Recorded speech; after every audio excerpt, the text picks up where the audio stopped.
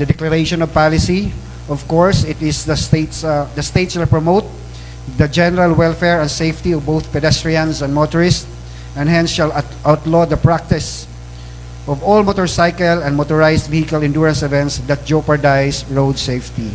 Section 5, penalties. Kung naay mag-endurance event sa siyudad sa Malaybalay, ang atong dalan, the penalty is 5,000 pesos or imprisonment of 10 days or both, depende na sa discretion sa korte.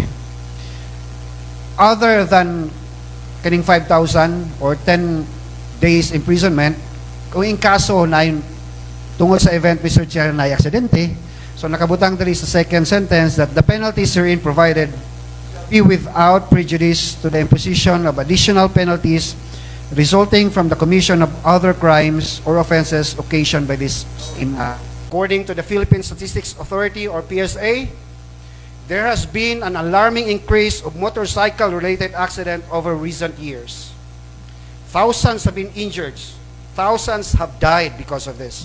Mr. Chair, we do not need to add to these figures anymore.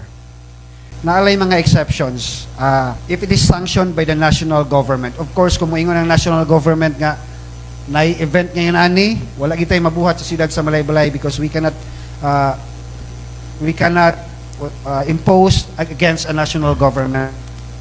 Even another exception kining sa local government unit like the province. Kung ang province moingon sila nga gamito nato ang Malaybalay. Ang Malaybalay, wala gyapon tay mabuhat kay kuan man gid sila sa ato, mas taas man sila sa ato, Mr. Chair.